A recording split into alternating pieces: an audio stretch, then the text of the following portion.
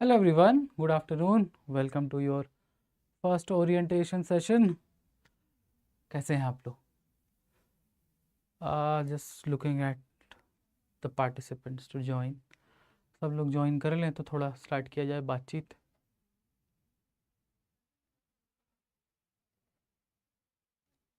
Okay, let me check. Good afternoon हंजम. I hope मैं आपका नाम सही ले रहा हूँ. ओके सो एवरीवन जो क्लास में है और जो लोग यूट्यूब पे लाइव देख रहे हैं दोनों लोग वेलकम टू द क्लास. आज हम लोग बातचीत करेंगे कि पहली बात कि इकोनॉमिक्स ऑप्शनल है क्या, उसका पेपर पैटर्न क्या है. दो भाग में हम लोग इसको बात करेंगे. दो भाग का मतलब क्या है? फर्स्ट पार्ट में हम लोग ओवरऑल समझेंगे कि ऑप्शनल का पेपर पैटर्न क्या है, कैसे सॉल्व किया जाता है और उसमें सिलेबस क्या है, सोर्सेज क्या है. और उसके अलावा हम ये देखेंगे second part of our video में हम ये देखेंगे कि हम कहाँ से चीज़ें शुरू करने वाले हैं और क्यों जो भी चीज़ हम पढ़ने वाले हैं अब इस बैच में वो क्यों ज़रूरी है. तो हम पूरा सेशन इसी के ऊपर रखेंगे. So welcome everyone. सबसे पहले सबको मालूम होना चाहिए कि ऑप्शनल सब्जेक्ट्स होते क्या हैं. ऑप्शनल सब्जेक्ट क्या होता है? Optional subject one of the optional subject होता है यूपीएससी जीएस पेपर मेंस का. आपके एग्ज़ाम के लिए बहुत इंपॉर्टेंट है क्योंकि 500 मार्क्स ऑप्शनल पेपर से होते हैं. अब इस 500 नंबर में जितना भी आप स्कोर मैक्सिमाइज करोगे उतना आपको फ़ायदा मिलेगा. कहाँ पे? आपकी रैंक में. उतनी रैंक आपकी सही रहेगी. यानी अगर आपको रैंक 1 से 100 तक रखनी है, मतलब आपको अगर आईएएस का टारगेट है आपका, या आपको अप टू 200 भी रखनी है यानी आईएफएस या आईपीएस का टारगेट है, या उसके बाद भी टॉप 500 में भी अगर रहना है आपको यानी आईआरएस है आपका टारगेट, जो भी है कुछ भी है आपका, तो अगर आपकी रैंक जितनी अच्छी होती है, सबसे पहली बात उतना बेहतर आपके सर्विस आपको मिलती है. बेहतर सर्विस का मतलब जो मन मुताबिक सर्विस आप चाहते हैं वो आपको मिल जाती है. Point number 1. Point number 2 is कि आपका जो रैंक है वो तो डिसाइड करता ही है सर्विस. अब इसके बाद एक और चीज आती है जिसको बोलते हैं काडर, कि आपका मनपसंद काडर आपको मिल रहा है या नहीं. ठीक है, तो जितनी बेहतर आपकी रैंक उतना चांसेस होगा कि आपको आपका मनपसंद कार्डर मिल जाएगा. आपको होम स्टेट चाहिए वो मिल सकता है, मतलब जोन, अब तो स्टेट की बात ही नहीं होती है, होम जोन चाहिए वो मिल सकता है. यानी कि 500 नंबर आउट ऑफ 1750 यानी कि लगभग 30% ऑफ मार्क्स आपके ऑप्शनल से डिसाइड होते हैं. तो ऑप्शनल को हल्के में लेना नहीं है. अगर ऑप्शनल को हल्के में नहीं लेना है तो जो भी लोग इकोनॉमिक्स ऑप्शन चूज करते हैं या किए हुए हैं उनको ये बात अच्छे से पता होती है कि वो एक लॉजिकल ऑप्शन का चयन कर रहे हैं. आप एक लॉजिकल ऑप्शन का चयन कर रहे हैं.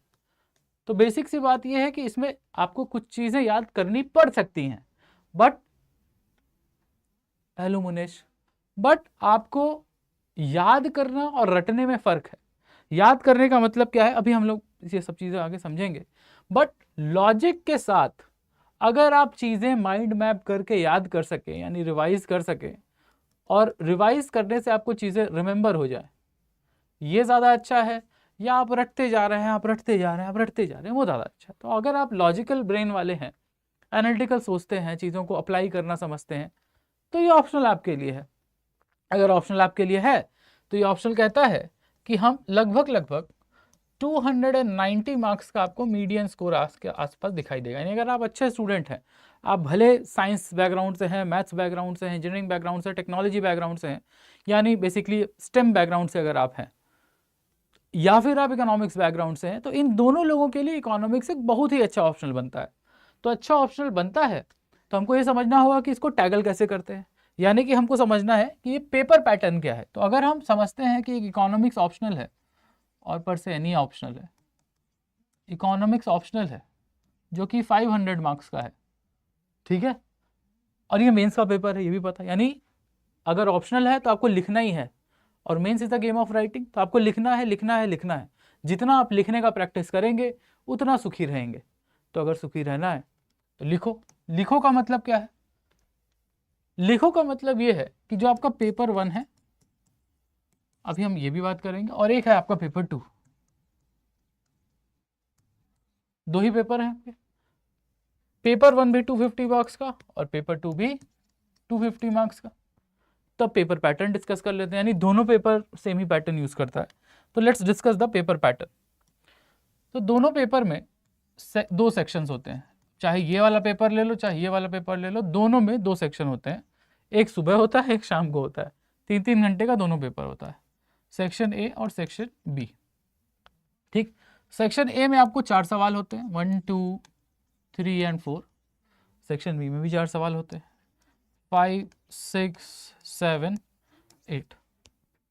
ठीक है, तो यूपीएससी बोलता है कि इन 8 सवालों में आपको 5 सवाल करने हैं, इन 8 सवालों में आपको 5 सवाल करने, you will have to do 5 out of 8 question.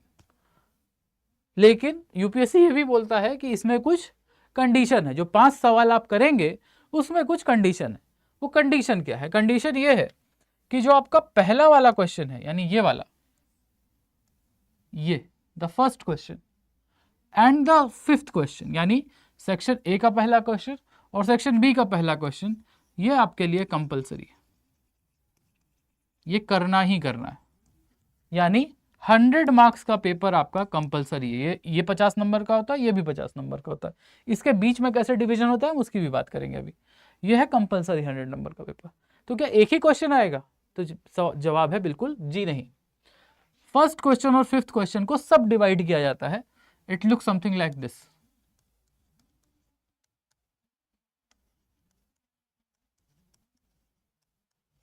यानी दोनों क्वेश्चन में 5 सब क्वेश्चन होते हैं, दोनों क्वेश्चन में 5 सब क्वेश्चन होते हैं। तो अगर 5 सब क्वेश्चन होते हैं इसमें भी और इसमें भी, और दोनों 100 मार्क्स का, यानी कि ये 50 मार्क्स का है और ये भी 50 मार्क्स का है, तो पर क्वेश्चन जो आपका होता है वो 10 मार्क्स का होता है। यानी 10 मार्कर क्वेश्चन जो आते हैं, जो 10 मार्कर क्वेश्चन होते हैं, 10 मार्कर, वो आपके लिए कंपलसरी होते हैं। यानी there are 10 questions that are 10 markers, यानी 100 नंबर का पेपर आपका कंपलसरी है। 10 क्वेश्चन, 10 मार्कर क्वेश्चन, 150 वर्ड्स में आपको ये लिखना होता है। याद रखो, 10 मार्कर को 150 वर्ड्स में आपको लिखना होता है। ये आपके लिए कंपलसरी है, करना ही है, दोनों में करना है। ठीक है, आसान क्वेश्चन होते हैं, रिपीटेड टाइप के पैटर्न पे होते हैं। ठीक, अब हम बात करते हैं दूसरी बात ये है कि आपके पास है अब ये 2, 3, 4 और 6, 7, 8। अब 2, 3, 4 और 6, 7, 8, यानी कि अब आपके पास बचा है 3 क्वेश्चन अभी आपको और करने हैं आउट ऑफ 6 क्वेश्चन। अब 3 आउट ऑफ 6 क्वेश्चन जब करना होता है तो आपको सेक्शन ए और सेक्शन बी से एक क्वेश्चन और करना है, +1 यहां से भी, +1 यहां से भी, और फिर +1 और कर सकते हो। तो यानी कि आपको पास जैसे 2, 3, 4 बचा है, 6, 7, 8 बचा है, तो ऐसा नहीं होगा कि आप 2, 3, 4 क्वेश्चन कर लें, ना ना ना, ये 150 मार्क्स का होता है। ठीक है, तो ये होता है 150 मार्क्स का आपका voluntary, the choice, your choice, आपके चॉइस बेस्ड आपको 150 मार्क्स के 3 क्वेश्चन करने होते हैं। ठीक है, द 3 आउट ऑफ 6 क्वेश्चन करने होते हैं। लेकिन ये 3 क्वेश्चन जो आपको करने हैं वो ऐसे नहीं करने हैं कि आप 2, 3, 4 कर लेंगे, 6, 7, 8 कर लेंगे ना। अगर आप 2, 3 करोगे तो एक यहां से करना होगा, यानी आपको दोनों सेक्शन से एक क्वेश्चन और करना ही है। उसके बाद आप एक और चूज कर सकते हैं, यानी कि अगर आप 2, 3 कर रहे हैं तो यहां से 6, 7 या 8 में कुछ करोगे। अगर आप यहां से 6 और 7 कर रहे हो या 6 और 8 कर रहे हो, अगर यहां से 2 कर रहे हो तो यहां से 1 करोगे, अगर यहां से 2 कर रहे हो तो यहां से 1 करोगे। सिंपल सी बात यह है। तो 3 क्वेश्चन कुछ इस प्रकार का होता है। क्लियर है? अब बात करते हैं कि क्या सिंगल क्वेश्चन होते हैं ये, तो जवाब होगा कि नहीं, सिंगल क्वेश्चन तो नहीं होते हैं। ठीक है, सिंगल क्वेश्चन तो नहीं होते हैं। सिंगल क्वेश्चन नहीं होते तो कैसे होते हैं? इस तरह के होते हैं, ABC,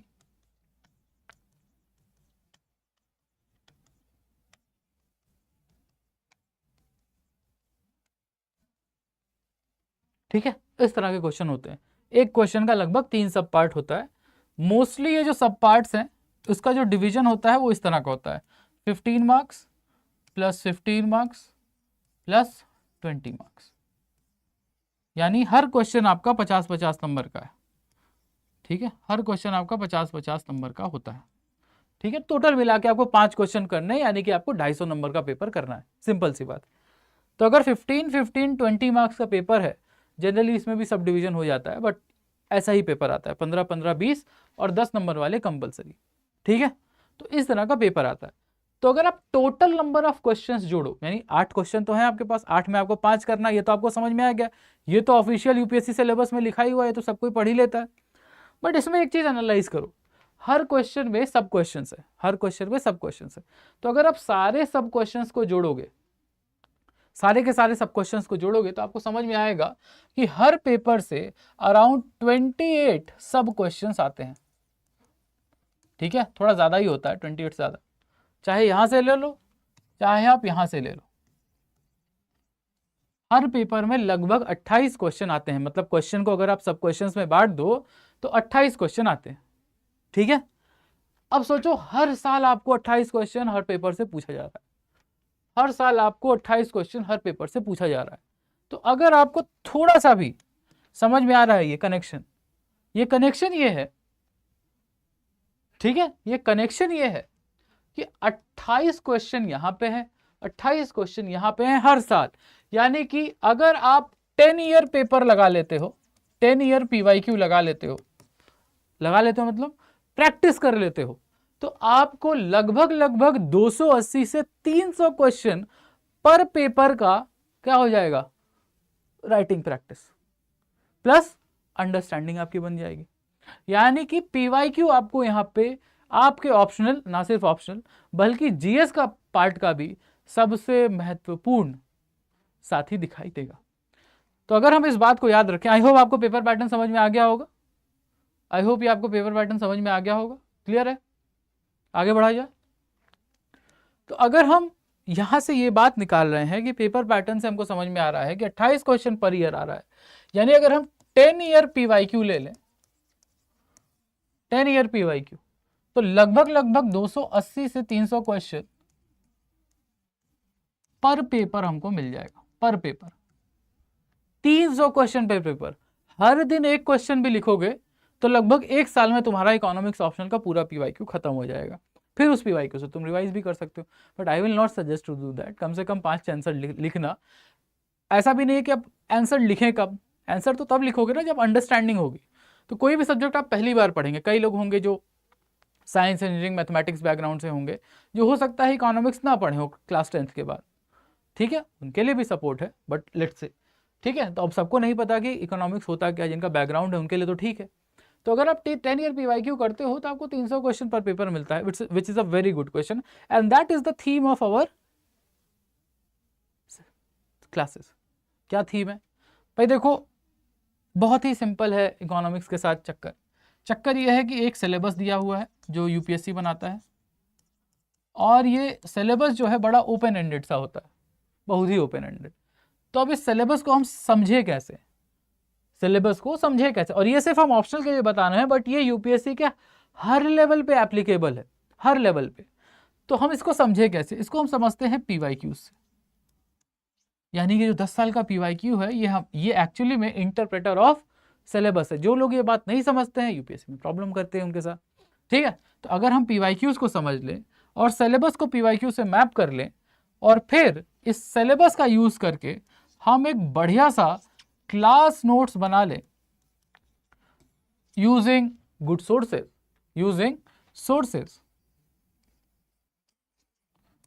यानी कि क्लास नोट्स आपका पूरी तरह से एग्जाम रेडी बनाएगा आपको। क्यों? क्योंकि आपके पीवाईक्यू सॉल्व हो जाएंगे और पीवाईक्यूज की थीम के अकॉर्डिंग आपके क्लास नोट्स एडजस्ट हो जाएंगे, ताकि उससे रिलेटेड क्वेश्चन आए या उसके जैसा क्वेश्चन आए, दोनों आप सॉल्व कर पाएंगे। कितना इजी है। इसीलिए यूपीएससी की तैयारी में बार बार ये बोला जाता है, keep your preparation very very simple. कोई जरूरत नहीं है बड़ी बड़ी चीजें करने की, ये पीपीटी ले लिए, ये भी पीडीएफ डाउनलोड कर लिए, वो भी किताब खरीद लिए। क्या करोगे, इतनी किताब पढ़ोगे कैसे? 1.5 साल 2 साल की तैयारी है, उतनी सारी किताब आप पढ़ नहीं सकते। यानी आपको कहीं फोकस्ड अटेम्प्ट देना है अगर आपको, तो आपको एक स्ट्रैटेजी से चलना होगा। अगर आपको स्ट्रैटेजी से चलना है, क्लास नोट्स और your own notes will be on your help. अब अगर हम कह रहे हैं कि आपके हेल्प का है, तो यही तो हमारा तरीका है पढ़ने का। अब पढ़ने का तरीका है, तो आप लोग के लिए कैसे क्लास शुरू होने वाली है उसके बारे में बात कर लेते हैं। तो आपकी क्लास शुरू होने वाली है पब्लिक फाइनेंस से। Public finance, now public finance is a very important part of your UPSC optional syllabus, तो हम लोग पब्लिक फाइनेंस से शुरू करेंगे। पर इसका ये मतलब नहीं है कि आपको बाकी चीज़ें पढ़ाई जाएंगी ऑब्वियसली। तो अगर हम पब्लिक फाइनेंस से शुरू कर रहे हैं, ये हमारा फर्स्ट टॉपिक है, ये हमारा फर्स्ट टॉपिक होगा आपके बैच के लिए। तो इसके बाद हम पढ़ेंगे इंटरनेशनल इकोनॉमिक्स,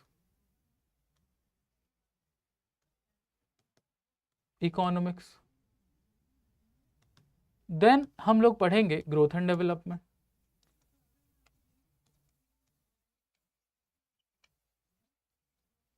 ठीक है। ये सब पेपर 1 का पार्ट है, अभी हम बात करेंगे उसके बारे में भी। उसके बाद हम आगे बढ़ के पढ़ेंगे इंडियन इकोनॉमी। अब इंडियन इकोनॉमी को we will divide into 3 parts, ठीक है, इंडियन इकोनॉमी, ठीक है। 3 पार्ट में इसको डिवाइड किया जाएगा।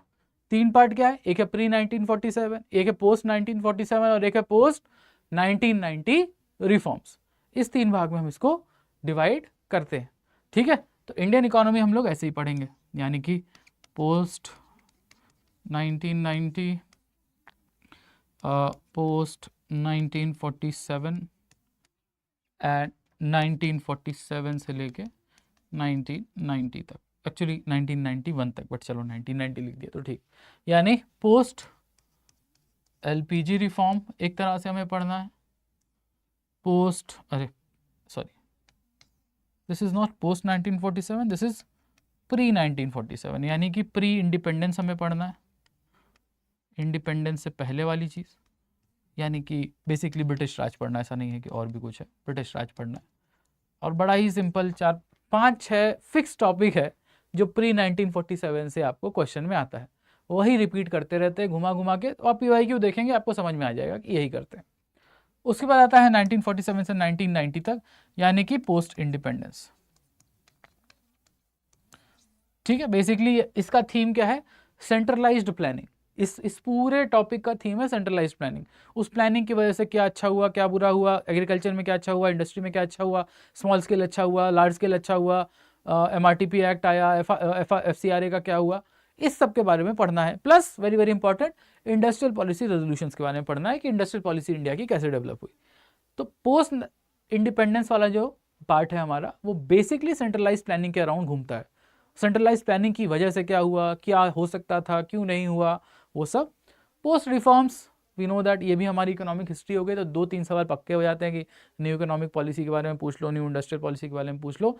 और this part this is the only dynamic part of economics optional, जहाँ पे आपको करंट अफेयर्स के साथ इसको समअप करना होगा, करंट अफेयर्स के साथ आपको इसको लेके आगे बढ़ना होगा। Post 1990 LPG reform. अब हम वापस से आ जाते हैं अपने पेपर 1 की तरफ। ये सब तो पेपर 2 हो गया, ठीक है। वापस से हम लोग पढ़ेंगे माइक्रो इकोनॉमिक्स,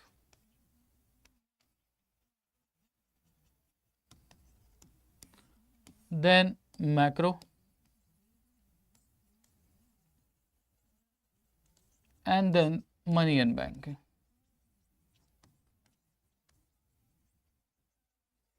एंड देन आपका life cycle of your economics optional will be completed in the next 7 month. 7 महीने के आसपास लगेगा, 7 साढ़े 7 महीने जो भी लग जाए, ठीक है। Because I take classes slow, एक दिन में 2 मॉडल वगैरह पढ़ते हैं हम लोग, ताकि सबको समझ में आ जाए। नहीं समझ में आए तो अगले दिन क्लास में पूछ लोगे तो अच्छा रहेगा, ठीक है। तुम्हारे लिए भी रहेगा, मेरे लिए भी रहेगा।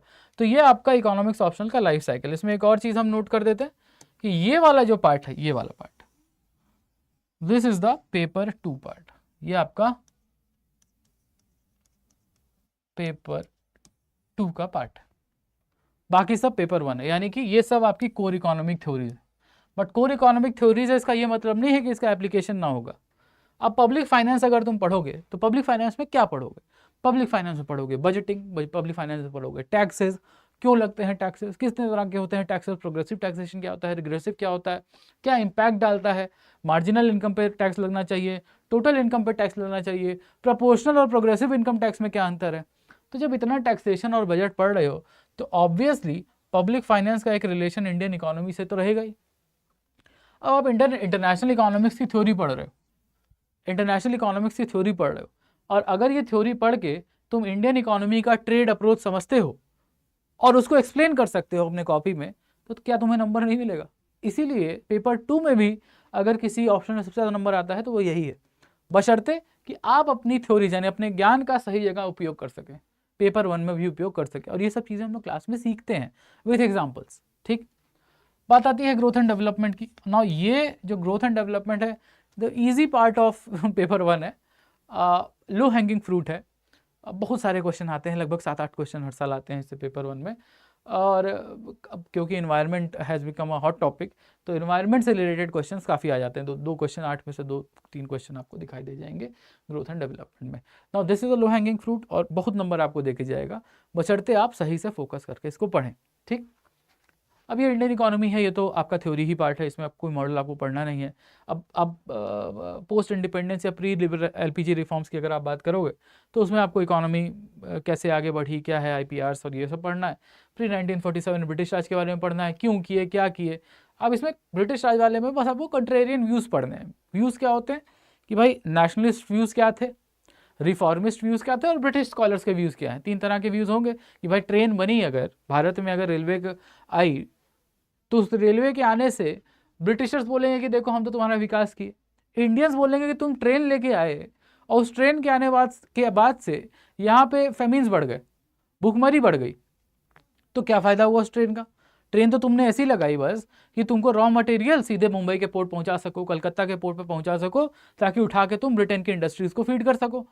तुम उस ट्रेन का यूज़ कभी किए ही नहीं। हाँ, हम अभी बात कर रहे हैं यशु, ठीक है, तुम कभी इस ट्रेन का बात किया ही नहीं, उस ट्रेन को कभी भारत के लोगों के लिए यूज़ किया ही नहीं। अगर कर रहे होते तो भूखमरी से क्यों मर रहे होते लोग। तो 2 तरह के व्यूज़ आपको दिखाई देंगे। अब आता है माइक्रो पार्ट, ये है आपका बेस। अब हम बेस बोल रहे हैं तो हम आपको क्लियर भी करेंगे कुछ चीज़, ठीक है। ये है माइक्रो इकोनॉमिक्स, ये है आपका बेस। अब माइक्रो जहाँ तक बात है वो आपके इंडिविजुअल्स के बारे में बात करता है, इंडिविजुअल पर्सन्स, यानी थ्योरी ऑफ कंज्यूमर बिहेवियर जब आप पढ़ेंगे, इंडिविजुअल बिहेवियर्स के अलावा पढ़ेंगे मार्केट्स, मार्केट के अलावा पढ़ेंगे वेलफेयरिज्म और कुछ जैसे अमर्त्य सेन की थ्योरीज वगैरह वगैरह। बड़ा ही इंटरेस्टिंग है ये, मार्केट्स के ऊपर से क्वेश्चन आने ही आने हैं, आपको डुओपोली से तो आना ही है क्वेश्चन, ठीक है। मतलब एकदम आप दिक्कत अच्छी बात यह है कि आप प्रेडिक्ट कर सकते हैं कि कहाँ से क्या क्वेश्चन आने वाला है। अब हम बात करते हैं मैक्रो की। Now macro is the base of everything else. Macro economics as a subject was, मतलब इकोनॉमिक्स में मैक्रो का जो डिवीजन हुआ है जेएम केन्स के बाद से हुआ है, उनको father of modern macro economics भी बोलते हैं। तो मैक्रो इकोनॉमिक्स में सबसे इंपॉर्टेंट चीज़ अगर आपको कोई पढ़नी है तो वो है आईएसएलएम मॉडल। हर साल क्वेश्चन आएगा, या तो डायरेक्ट आएगा या उसके एप्लीकेशन बेस्ड 2 क्वेश्चन आपको दिखाई देंगे ही देंगे। क्योंकि जेएम केन्स के बाद जो आईएसएलएम मॉडल आता है, आईएसएलएम मॉडल पहली बात की जेएम केन्स की थ्योरीज को एक्सप्लेन करता है और साथ ही साथ फ्यूचर की जितनी भी इकोनॉमिक थ्योरीज रहती हैं उसको समझने में हेल्प भी करता है। इसीलिए IS-LM model is the hero. अब हम बात करते हैं फिर मनी एंड बैंकिंग की। अगेन मनी एंड बैंकिंग का आपको यहाँ से रिलेशन मिल जाएगा। भाई मनी एंड बैंकिंग में आपने थ्योरीज पढ़ ली, एक्चुअली में मैक्रो इकोनॉमिक्स का एक एक्सटेंडेड आर्म है मनी एंड बैंकिंग। तो मनी एंड बैंकिंग की जो थ्योरीज हैं आपको मैक्रो इकोनॉमिक्स से मिलती जुलती दिखाई देंगी। लेकिन मनी एंड बैंकिंग में जब आप सेंट्रल बैंकिंग पढ़ेंगे, आरबीआई पढ़ेंगे वगैरह वगैरह और आरबीआई के प्रोविजंस पढ़ेंगे, तो ये आपको कहाँ से रिलेट करेगा, पेपर 1 में तो उसका क्वेश्चन आएगा ही, साथ ही साथ आपको इंडियन इकोनॉमी में भी इसके क्वेश्चन देखने को मिलेंगे। एंड दैट इज वाई ये जो 3 पार्ट है, money banking, public finance, international और ग्रोथ एंड डेवलपमेंट, इन चारों पेपर 1 के पार्ट का या टॉपिक्स का रिलेशंस आपको या एप्लीकेशन आपको इंडियन इकोनॉमी में दिखाई देगा, जो कि हम लोग क्लास में देखेंगे भी। अब बात आती है इसमें, अब इसमें ये बात आती है कि पढ़े कैसे, ठीक है। अब ये तो पढ़ना, ये तो हमको लग रहा है आप लोगों को समझ में आ गया होगा, ठीक है, ये बात आपको समझ में आ गई होगी। अच्छा, एक अच्छा क्वेश्चन है, वेटेज के बारे में बात करनी है, तो चलो वेटेज के बारे में पहले बात कर लेते हैं।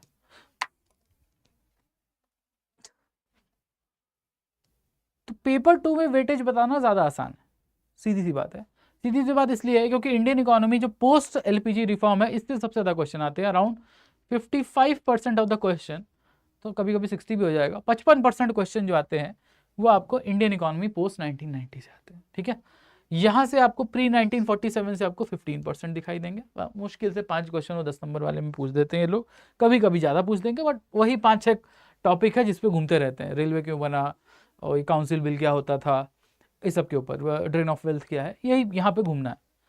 और बाकी जो बच गया, लगभग कितना बच गया, 30%, 30-35% आपको क्वेश्चन जो आते हैं 30-35% वो क्वेश्चन आता है आपको पोस्ट इंडिपेंडेंस से, क्योंकि ज़रूरी है इकोनॉमिक हिस्ट्री, नहीं तो यहाँ पे एग्रीकल्चर नहीं समझोगे तो आज के एग्रीकल्चर की हालत कैसे समझ में आएगी।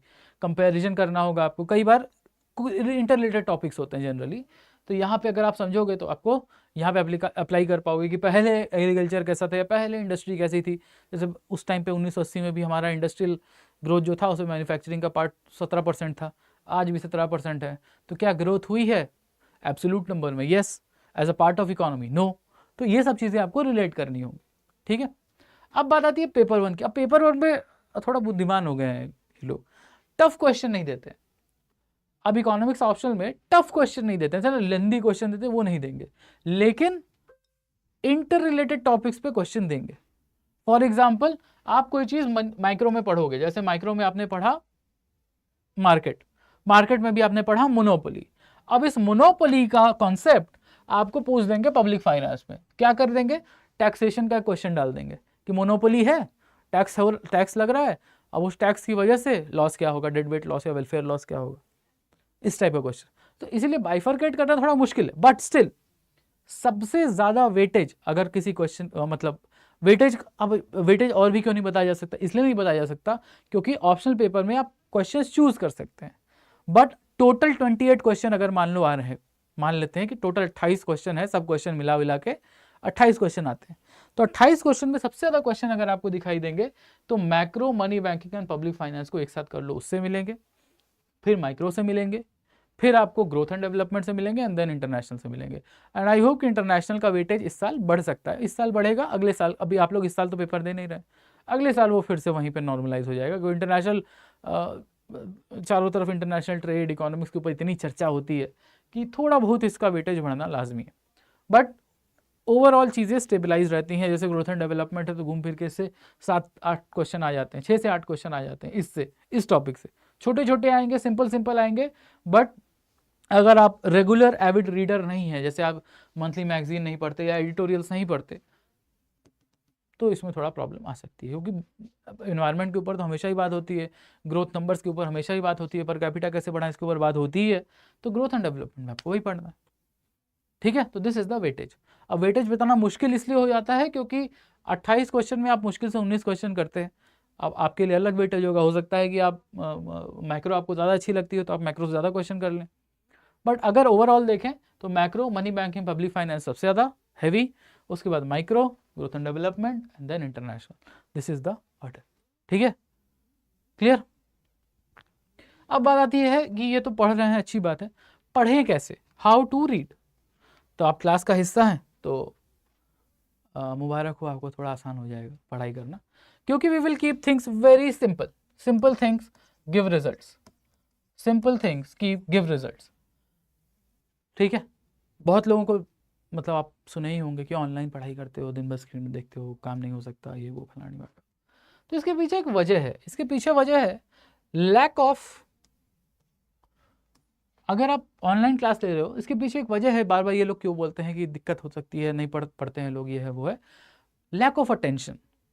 वो सबको डूम स्क्रोलिंग का आदत है कि 1 रील, 2 रील, 3 रील, 4 रील, है ना, तो अटेंशन स्पैन कम हो गया। तो अब अटेंशन स्पैन बढ़ाना है तो क्या करें, बहुत लोग आसान रास्ता ले सकते हैं, पीपीटी से पढ़ा सकते हैं, यहाँ लिखा हुआ है सब, तुम पढ़ लो, हो गया तुम्हारा काम। तुम्हें भी लगा कि अरे सब लिखा हुआ तो है, पढ़ लिए, बाद में पढ़ लेंगे, पीपीटी रट लेंगे, बट इकोनॉमिक्स में ऐसा नहीं होता, ऑप्शनल में तो नहीं होता, ठीक है, ऑप्शनल में ऐसा नहीं होता है।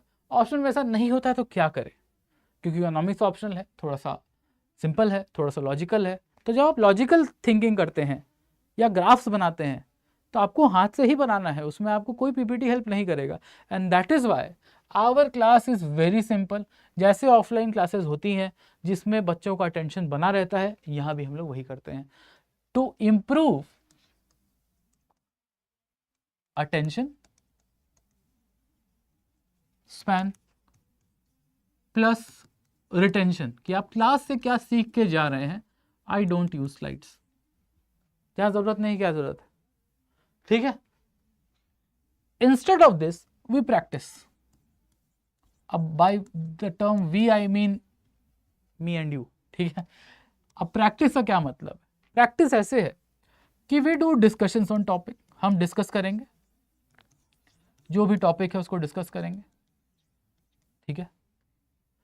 उस डिस्कशन से कुछ समरी निकलेगा जो हमारी पढ़ाई के लिए और हमारे आंसर्स के लिए ज़रूरी है, हमें रिवाइज करने के लिए और हमें आंसर्स लिखने के लिए ज़रूरी है मेरा, कि हम बाद में 1 साल के बाद जब हम अपना नोट्स पलटें अब तो हमको याद आ जाए कि अरे ये पढ़े थे और इसके पीछे ये डिस्कशन हुआ था।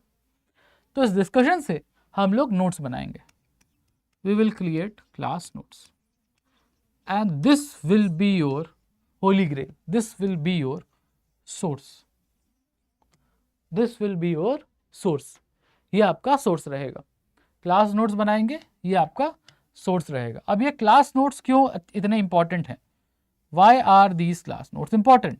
क्योंकि याद करो अभी अभी हम तुमको शुरू में बताए थे कि सिलेबस को समझना है तो आपको PYQ से समझना होगा। अब ये PYQs आपको मेरे ग्रुप पे प्रोवाइड कर दिए जाएंगे, आप इकोनॉमिक्स पे जाके, इकोनॉमिक्स ग्रुप पे जाके PYQs देख सकते हैं, आज नहीं तो कल में ये हो जाएगा। अब इस सिलेबस को समझना है तो PYQ से समझना है। अब समझ गए तो उससे अगर हमें नोट्स बनाना है तो जो भी हमारे सोर्सेज हैं, अब जैसे मान लो कोई भी ऑप्शनल है तो 10 से 15 सोर्सेज आपको रेफर करने ही हैं, उतना टाइम है नहीं क्योंकि GS भी पढ़ना है। अरे 500 नंबर का ऑप्शनल है बट 1000 नंबर का GS भी तो है, अब 250 नंबर का आपका ऐसे भी है, प्रीलिम्स भी है, तो इतना सब कुछ पढ़ना है। अब 15 किताब खाली एक सब्जेक्ट के लिए पढ़ोगे तो समय कब मिलेगा? खाली एक ऑप्शनल के लिए 15 किताब पढ़ोगे, 15 सोर्सेज, किताब तो नहीं, किताब तो मान लो 8-9-10 किताबें हैं, उसके अलावा अदर सोर्सेज जो पढ़ने होते हैं, तो खुद कब पढ़ोगे, बाकी सब चीज़ें कब पढ़ोगे? तो इसीलिए अच्छा होता है कि आप एक ऑप्शनल कोर्स में या इकोनॉमिक्स ऑप्शनल कोर्स में आप बैठे हुए हैं। तो अब उस बैठे हुए हैं तो इस क्लास नोट्स में सिलेबस और PYQs का यूज़ करके और आपके जो स्टैंडर्ड रेफरेंस सोर्सेज हैं उसका यूज़ करके वी क्रिएट क्लास नोट्स। अब ऐसा नहीं है कि हम कुछ डिक्टेट करने वाले हैं, नहीं। इकोनॉमिक्स में हम क्या डिक्टेट करें? अगर हम बोलें तुमसे कि जरा डिमांड सप्लाई का ग्राफ बनाओ और इक्विलिब्रियम उस पर पॉइंट करके यहाँ पे क्वांटिटी दिखा दो, तो तुम कैसे करोगे? क्या समझ में आएगा इसमें? तो हमको तो ये बताना ही पड़ेगा ना कि ये देखो, ये है आपका प्राइस, ये है आपका क्वांटिटी, ये है आपका ज़ीरो, ये है आपका सप्लाई कर्व, ये है आपका डिमांड कर्व, जहाँ पे दोनों मैच करता है वो इक्विलिब्रियम, वहाँ पे आपको इक्विलिब्रियम क्वांटिटी और इक्विलिब्रियम प्राइस मिलता है ना? यही बात तो हम लोग करते हैं ये बात। तो ये चीज़ अगर हमें दिखानी है, अब हम तो पेन चला के तो हमें दिखाना ही है आपको, ताकि हम प्रैक्टिस करें तो आप भी प्रैक्टिस कर लेंगे, आपको दिखाई देगा कि क्या हो रहा है। And that is why it becomes important for me to also write and make you understand the graphs and everything, nitty gritties of the paper. तो ऐसा नहीं है कि हम कुछ डिक्टेट करने वाले हैं, नहीं, हम लोग बहुत कुछ डिस्कस करेंगे। अब इस डिस्कशन में आपके साथ बहुत सारा क्वेश्चन आ सकता है, आपके ऊपर हो सकता है इस डिस्कशन में ना आए, अगर आपका इकोनॉमिक्स बैकग्राउंड नहीं है, मान लीजिए, तो डिस्कशन में हो सकता है आपके लिए कोई भी टॉपिक नया होगा। तो अगर नया होगा तो हो सकता है आज नहीं आएगा, लेकिन जब आप इस क्लास नोट्स को रात में बैठ के रिवाइज करिएगा तो कल आ जाएगा। तो जो अगले दिन टॉपिक पे अगर मान लो जो कल पढ़े थे उस पर कोई भी प्रॉब्लम आई तो अगले दिन क्लास में आओ, डिस्कस करो, खत्म करो, कॉन्सेप्चुअल क्लैरिटी, इजी। तो we will keep things simple, we will focus on practicing, we will discuss, we will write notes, we will create graphs, क्योंकि यही इंपॉर्टेंट है इकोनॉमिक्स ऑप्शन के लिए, और क्या है, ठीक है।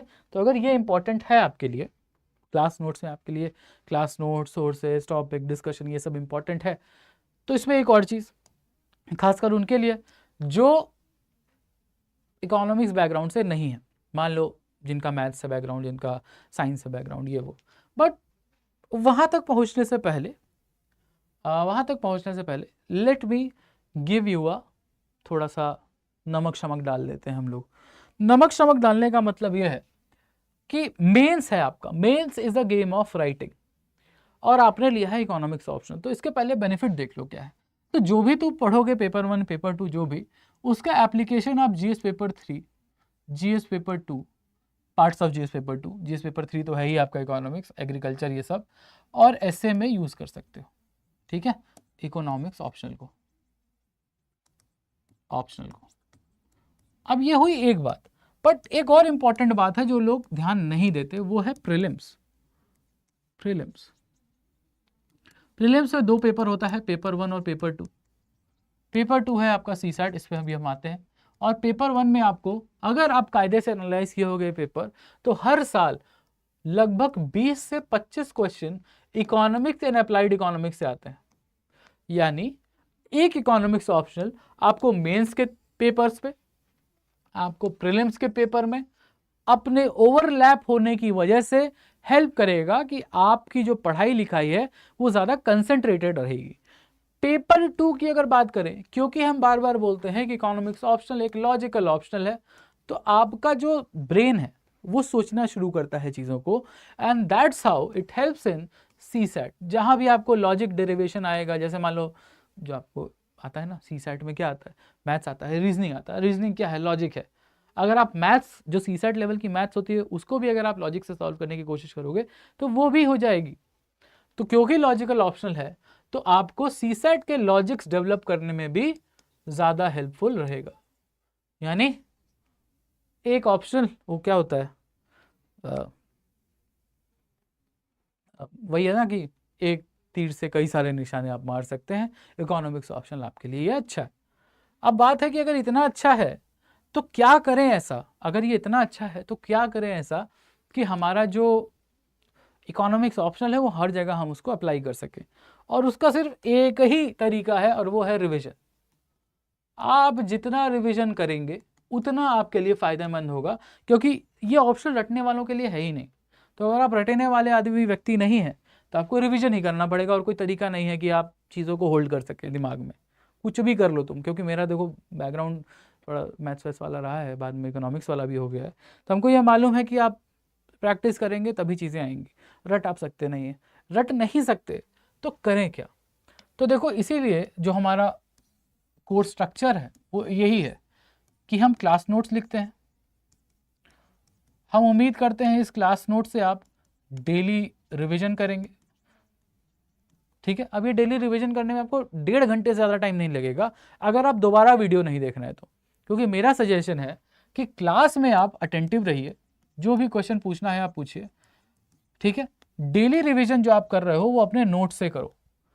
उस नोट्स में अगर कुछ ना समझ में आए तो भले आप वीडियो देख लो, बट पूरा 2.5 घंटे का वीडियो कौन देखेगा दोबारा यार। आपको सीसैट पढ़ना है, आपको जीएस पढ़ना है, अगर आप एक ही जगह उलझ के रह जाएंगे तो कैसे आगे बढ़ेंगे।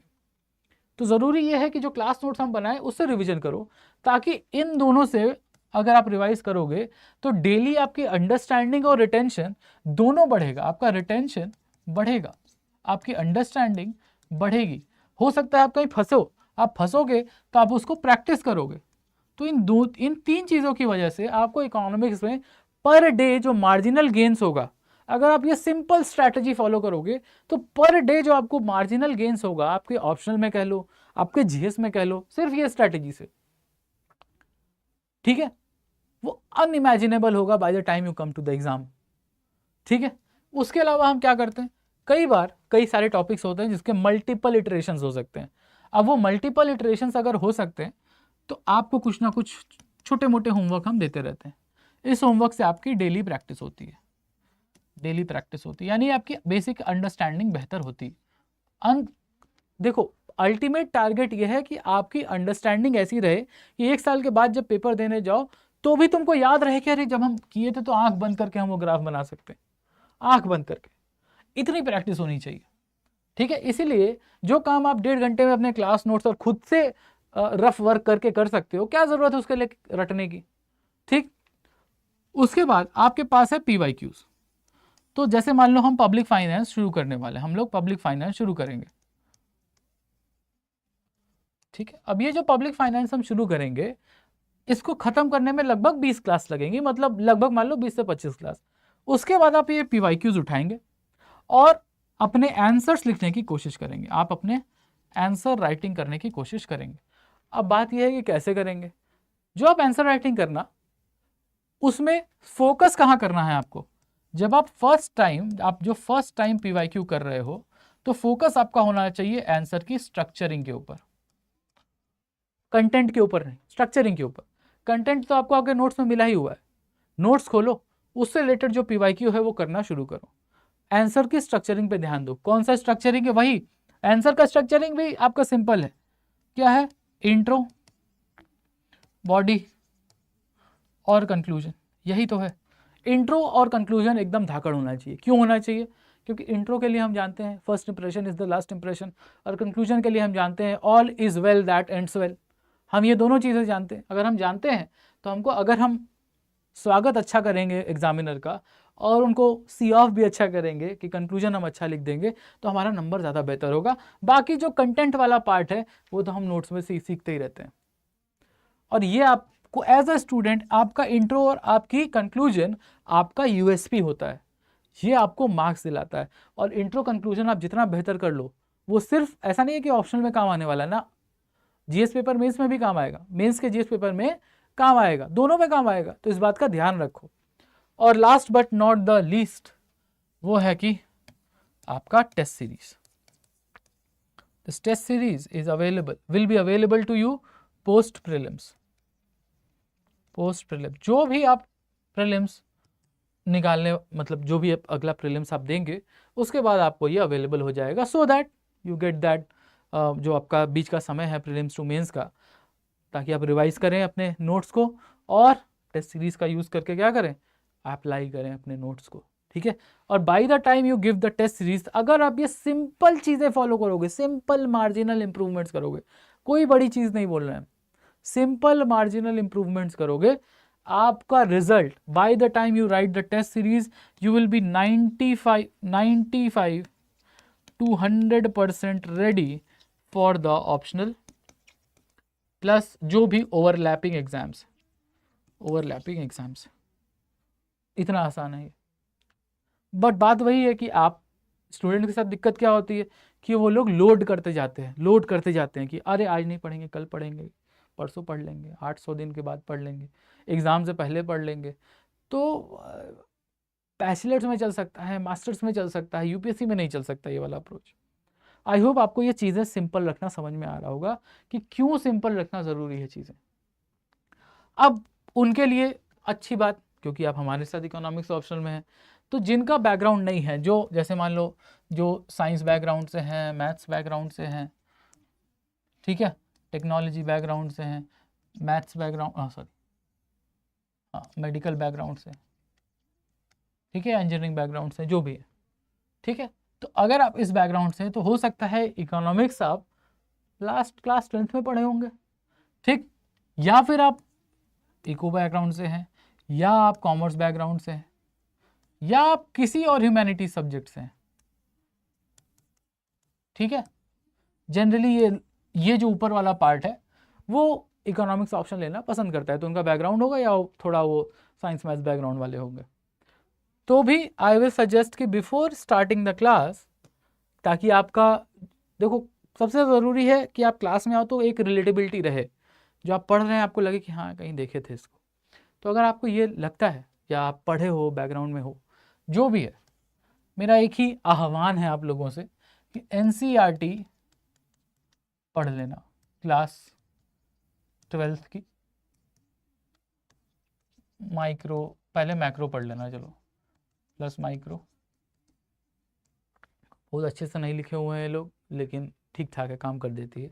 उसके अलावा for the people having no background in economics, आपको 2 प्लेलिस्ट मिलेगी आपके कोर्स में, सो दैट आप जो बेसिक चीज़ें हैं इकोनॉमिक्स की, जिससे आप, हो सकता है आपको डर लग रहा हो, जैसे बेसिक ग्राफ्स क्या होते हैं, ग्राफ्स का स्ट्रक्चर क्या होता है, क्यों होता है, मार्जिनल रेवेन्यू क्या होता है, मार्जिनल कॉस्ट क्या होती है, ये सब चीज़ें बड़ी बेसिक सी चीज़ें हैं, ठीक है, वो आपको समझ में आती हूँ। तो अगर ये सब चीज़ें ज़रूरी हैं तो आपके लिए 2 मॉड्यूल आपको मिलेंगे। एक मिलेगा आपको इकोनॉमिक्स बेसिक्स, जिसमें आपको 6 वीडियोस मिलेंगे, और एक आपको मिलेगा मैक्रो बेसिक्स, जिसमें आपको 5 वीडियोस मिलेंगे।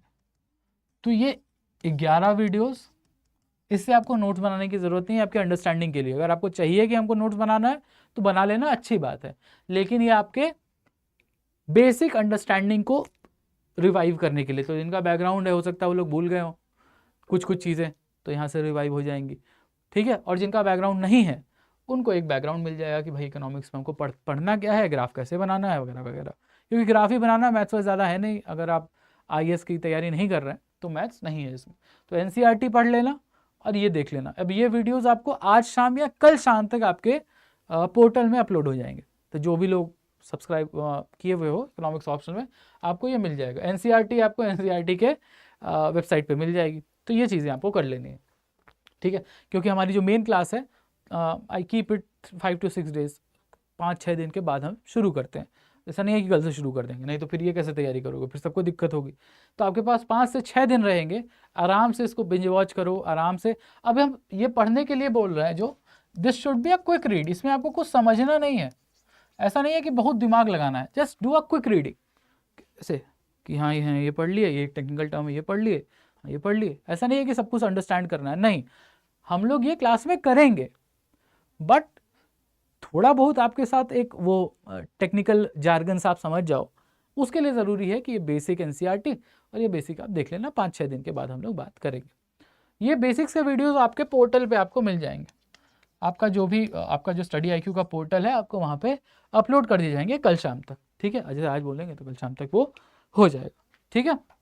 सो दैट यू आर नाउ थोड़ा बहुत well versed with what economics is, कैसा ग्राफ होता है, कॉस्ट कर्व क्या होता है, ये एवरेज कॉस्ट ऐसा क्यों होता है, मार्जिनल कॉस्ट ऐसा क्यों होता है, ये सब चीज़ें आपको आ जाएंगी। बेसिक मार्केट्स क्या होते हैं, परफेक्ट कंपटीशन क्या होता है, मोनोपोली क्या होता है, ये सब चीज़ें आपको इकोनॉमिक्स बेसिक्स में मिलेंगी, ठीक है।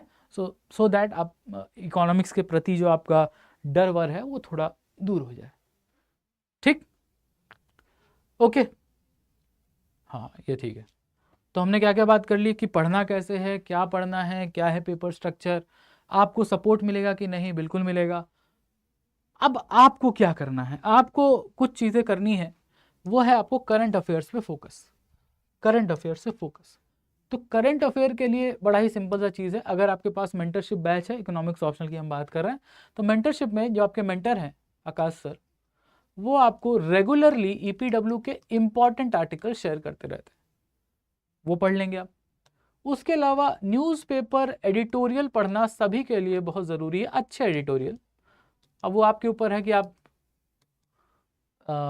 हिंदू पढ़ते हैं या एक्सप्रेस, वो आपके ऊपर है, but newspaper editorial you will have to do on your own. इससे 2-3 चीज़ें होती है, पहला आपकी वो कैब सबसे इंपॉर्टेंट है कि वो कैब अच्छी हो जाती है, ठीक है। उसके बाद आपका आंसर राइटिंग स्किल अच्छा होता है, ठीक है। उसके अलावा आपकी रीडिंग हैबिट बनती है, रीडिंग एंड अंडरस्टैंडिंग हैबिट बनती है, जो सबकी अटेंशन स्पैन कम हो गया है वो एडिटोरियल से ठीक होता है। अब बात आती है डेली न्यूज़ की, तो कई लोग डेली न्यूज़ से नोट्स बनाते हैं, I will suggest do not do that, I will suggest that, बाकी आपके ऊपर है। आप सभी लोग बैचलर मास्टर किए हो, आपके पास अपना बुद्धि है। Instead read newspaper, don't make notes, read newspaper but don't make notes. Instead use monthly magazines, monthly magazines wisely. क्यों? क्योंकि भाई मंथली मैगजीन है, 8 लोग 10 लोग मिलकर बना रहे हैं उस मंथली मैगजीन को। अब इस मंथली मैगजीन में एक अच्छी चीज़ क्या होती है, जैसे मान लो कि जुलाई चल रहा है, तो 10 अगस्त तक आपको मंथली मैगजीन मिल जाएगी SIQ में, ठीक। तो अगर मंथली मैगजीन मिल जाएगी तो जो भी आपने न्यूज़पेपर पढ़ा होगा, हो सकता है कई चीज़ें आप ना भी पढ़ पाए हो, वो सब चीज़ें भी मिल जाएंगी, प्लस करंट अफेयर का स्टैटिक के साथ जो भी कनेक्शन है वो भी आपको मिल जाएगा। कितनी अच्छी चीज़ है ये। तो अगर आपको रिवीजन करना है तो use monthly magazine for current affairs revision, so that current affair और स्टैटिक आपका एक साथ कोरिलेट हो जाए, क्योंकि रिलेशन बनाना बहुत ज़रूरी है। आप अगर प्रीलिम्स का पेपर उठा लेंगे या मेंस का पेपर उठा लेंगे, आपको समझ में आएगा कि स्टैटिक और करंट अफेयर्स का इंटरलिंकेज बहुत ज़रूरी है, बहुत ज़्यादा ज़रूरी है, ठीक है। तो न्यूज़पेपर एडिटोरियल आपको पढ़ना चाहिए, 3 वजह हम आपको बताए हैं। मेंटर आपको EPW देंगे आपके इकोनॉमिक्स ऑप्शनल के लिए, और न्यूज़पेपर, अब ये दोनों चीज़ें जो है आपको GS में भी काम आएंगी और ऑप्शनल में तो खैर काम आएंगी, ठीक है। तो इस तरह से पढ़ोगे तो बेसिकली जो हमारे पास, अब देखो इकोनॉमिक्स है क्या, economics is like you are managing scarcity. What is the scarcity for a UPSC student? क्या है आपके लिए स्कार्सिटी? टाइम है आपके लिए स्कार्सिटी। आप उस टाइम को जितना बेहतर मैनेज करेंगे, जितना बेहतर मैनेज करेंगे, उतना अच्छा आप रिजल्ट दे पाएंगे, आउटपुट दे पाएंगे। तो स्कार्स टाइम को अगर आपको यूज करना है तो आपको सही जगह इन्वेस्ट करना होगा उस टाइम को, ठीक है। इसीलिए इकोनॉमिक्स ऑप्शन का कोर्स लेना खुद से 15 किताबें पढ़ने से बेहतर है। क्यों है? क्योंकि वहां आप खोजते रहोगे कि क्या पढ़ें, उससे ज़रूरी है ये खोजना कि क्या ना पढ़ें। उससे अच्छा आपको एक अच्छा कोर्स मिल जाएगा जहां पे आपको स्ट्रक्चर्ड वे में चीज़ें मिल जाएंगी। दूसरी चीज़, न्यूज़पेपर और एडिटोरियल पढ़ना इसलिए ज़रूरी है क्योंकि हमने आपको लिखा है कि वो क्या है, रीडिंग हैबिट बनती है, राइटिंग स्किल्स आती हैं, आपको समझ में आता है कि ये एडिटोरियल अच्छा है, ये वाला राइटिंग स्किल अच्छा है, इसको पढ़ने में मज़ा आ रहा है। तो अगर आपको आ रहा है तो एग्जामिनर को भी आपका ऐसे पढ़ने में मज़ा आएगा, and that's how you will become a better aspirant. तो ये छोटी छोटी मार्जिनल चीज़ें हैं जो आप लोग ध्यान नहीं देते हैं कई बार। अगर आप इसको ठीक कर लोगे, अपने टाइम को सही से यूज़ करोगे, जो स्कार्स है आपके पास, वही 1.5 साल का टाइम है सबके पास, उसको मैक्सिमम यूटिलिटी पे यूज़ करना है आपको, इस तरह से। आई होप आपको ये समझ में आया होगा। नाउ अब हम लोग ये बात कर चुके हैं कि हम लोग कैसे पढ़ेंगे क्लास में, कैसे आगे बढ़ेंगे, आपके लिए क्या है इसमें। उसके अलावा एक और चीज़ बता दें कि अगर आपका इकोनॉमिक्स ऑप्शन है तो आप बहुत सारे, और अगर आपके पास मास्टर्स है इकोनॉमिक्स में तो आप RBI ग्रेड बी का पेपर दे सकते हैं, RBI DPR का पेपर दे सकते हैं, इंडियन इकोनॉमिक सर्विसेज का पेपर दे सकते हैं, आप कंसल्टेंट बन सकते हैं प्राइवेट सेक्टर में। तो there are n number of opportunities if you have economics as your option, n number of opportunities. तो ये अपॉर्चुनिटी जो है, एक जो क्वेश्चन है, बैकअप क्वेश्चन है, वो शायद ही और कोई ऑप्शन आपको देता होगा, बशर्ते कि आप सिंसियरली पढ़ रहे हो। Just have faith in the institution, have faith in the course, आपका कोर्स कंप्लीट होगा ही होगा टाइम पे। अब इतना सब हम बोल लिए, so let's stop and open this stage for all of you. Q&A, आपको कोई भी सवाल जवाब है आप अभी पूछ सकते हैं। उससे पहले मेरा एक सवाल है, जो भी लोग हमें ज्वाइन किए हुए हैं इस टाइम पे क्लास में, थोड़ा सा अपने आप को इंट्रोड्यूस कर दो। क्या नाम है आपका, क्या बैकग्राउंड है आपका, बैकग्राउंड बोले तो एजुकेशनल बैकग्राउंड, कहाँ से पढ़े हो, कहाँ से आप देख रहे हैं ये क्लास को, that's all I want to know. आपका नाम क्या है, क्या आप कहाँ से हैं आप, और क्या है आपका एजुकेशनल बैकग्राउंड, दैट्स ऑल, ठीक है। And then whatever questions you have you can ask me. Let's start with the introduction. मेरा नाम है Rishabh, I am economics optional faculty. तो आप भी थोड़ा इंट्रोड्यूस कर लें खुद को।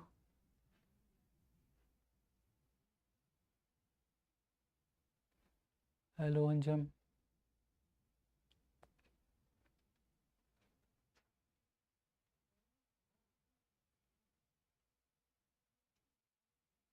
Renu ji, I was there 2 days back, don't worry, but work also matters.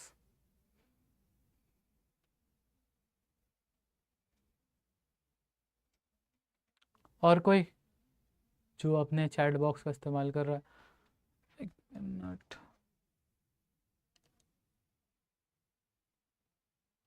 Okay Anjum, economics और अरुणाचल प्रदेश। सी सोचो कि being online has so many perks. Welcome. Hello Rishu from Bhubaneswar, BTech from BITS Pilani, cool. Network engineer and Wipro, first attempts. बहुत बढ़िया, first attempt in 2000। I hope कि आप सभी लोग कम से कम 2027 तो टारगेट कर ही रहे होंगे, कम से कम। तो 26 में तो नहीं होने वाला है, मतलब 26 का जो मेंस है वो तो आने ही वाला है, तो लेट हो गया उसका, ठीक है।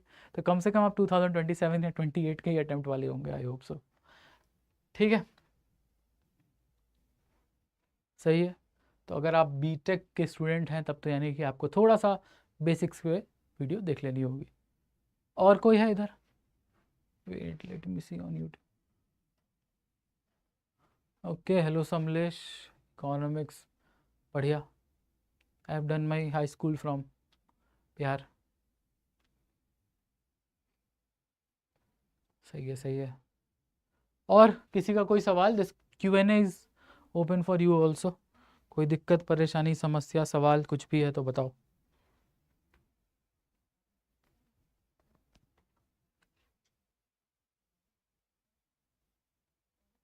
7 months, एटलीस्ट 7 months।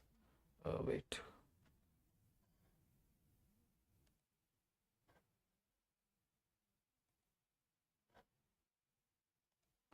ठीक है, सो दैट चीज़ें अगर थोड़ा फास्ट फॉरवर्ड करेंगे तो सबके लिए दिक्कत होती है। So let's keep it simple, keep it थोड़ा स्लो, एंड 6-7 महीने, 7 महीने, मिनिमम 7 महीने में ख़त्म हो जाना चाहिए, बशर्ते आप लोग अपने वो वाले काम कर रहे हो, करंट अफेयर्स वाले, PDF रीडिंग वाले। और कोई सवाल?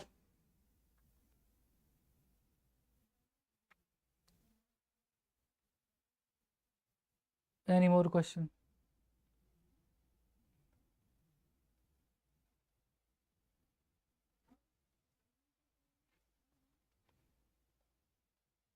No question.